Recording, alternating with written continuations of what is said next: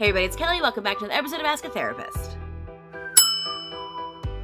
Today we're talking about internalized homophobia and how it affects our behaviors. Internalized homophobia is the internalization of any anti-LGBTQIA+ messages. Everyone does it. Straight people do it. Members of the community do it. The media does it. Everyone has it because we've grown up in a heteronormative society. We're going to go through how internalized homophobia affects our behaviors, especially right now when so many states are exploring ways to once again marginalize those in the LGBTQIA+ community. This also impacts allies, and I really want us to be very aware of that. First of all, the A in LGBTQIA+ is not ally. And I'm sorry for that, but it's not. Using the A for ally instead of asexual, which is what it's there for, erases the ace community. So I think we really need to be aware of what we're saying when we talk about our letters, okay? That is not to say that allies do not have a huge place within the community. They are necessary for us to be able to continue to remind everyone of how normalized being part of the LGBTQIA+ community actually is. What we are noticing recently, though, is with the uptick in actual overt anti-queer propaganda out there, is that allies and those within the community who are out and open find this very different type of pressure on them, and those who are not open are having this reaction inside of them about what do I do? How do I open up my life? How do I handle the things that I'm hearing and seeing? I'm going to be me for a minute and let you know that those responses are trauma responses. If you are someone with a trauma history, your trauma history is getting triggered. If you are not someone with a blatant trauma history, this is trauma. The fact that we in 2022 have people who are willing to stand up and say, well, I do not think that it is acceptable for young kids to hear about people in the queer community or about queer history or have discussions about having two moms or two dads or however their family looks. The fact that we have adults who are willing to stand up and say that in front of the world is traumatic if you are part of this community. Therefore, our responses are trauma-based responses. So we're going to go through the 4 main trauma responses. Something to remember, these trauma responses are often sold as negative. In these situations, they are not negative. They are just 4 ways that people deal with it, what it looks like for you, and how you can address that in your life if it is problematic. Some of these are very valid ways to handle things, and some of them are kind of just making your internalized homophobia worse. Number 1, fight. When we in the queer community or our allies are put under a microscope and targeted with these kind of laws and this kind of rhetoric that's going on, one of the instincts is to fight. For those in the queer community, it can look like hanging pride flags everywhere when you didn't have them up before, or being really overt about your sexuality, or being purposefully out there in order to be in people's faces. It looks like protests. It looks like writing letters. Now, obviously, this is one of those reactions that is not bad in nature because it is active. It's also brought around by the fight response.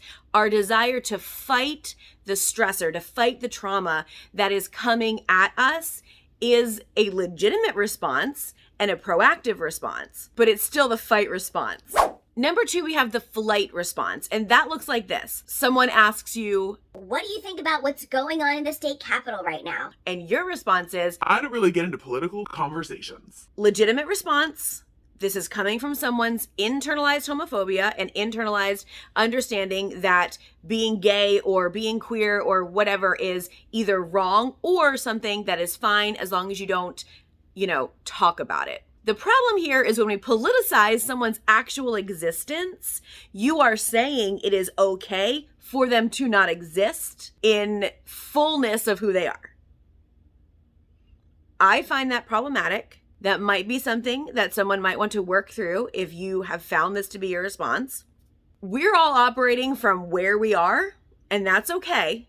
But staying in that place is actually harmful to ourselves and harmful to other people. So the response of, I don't want to talk about it. Let's not talk about controversial things. Let's not be political. All of those responses are taking someone's existence and the attack on their existence or on your existence and saying, this is not something that is worthy of my time. because it's too scary. Again, legitimate response, not entirely helpful. Number 3 is freeze. The freeze response to a trauma event or to ongoing trauma is to not do anything. If it's in the moment, sometimes it is a literal freeze and not knowing which way to go and not knowing what to do, but often it's an activity freeze. It's a dealing with freeze. It's not an overt, I'm not gonna deal with this like it is with flight, but it is a specific shutdown of ability to deal with it. And this is what that looks like. You see this posted on your friend's story on Instagram or Facebook, and you want to repost it, but you feel funny doing it. You feel like maybe someone's going to see it and think badly of you. Maybe it's going to make somebody mad. Maybe my employer's going to see it and they're going to target me in a certain way. All of those are freeze responses. Lastly, we have the fawn response. It's been around for a couple of years, but I do find people who are not entirely familiar with it. Fawning is the act of being overly accommodating or overly friendly or nice or kind, fawning all over the person bringing on the trauma or the stress or the actual issue itself. And so in this situation, it looks like, look how normal I am. Yes, I'm queer. I'm totally normal. I have a normal job. My relationship is normal. Look how normal I am. Look how normal my gay friends are. We're not scary. Please don't target us. Don't make rules about us not being able to have our lives. that's fawning. So what's the point? Here's what we do with all 4 of those. First step is acknowledge where you are. Acknowledge what your go-to reaction is in the face of stressors or trauma and accept that. Wherever you are is okay. What's not okay is staying in the same place if you want to see change, because you can't change something if you don't change anything.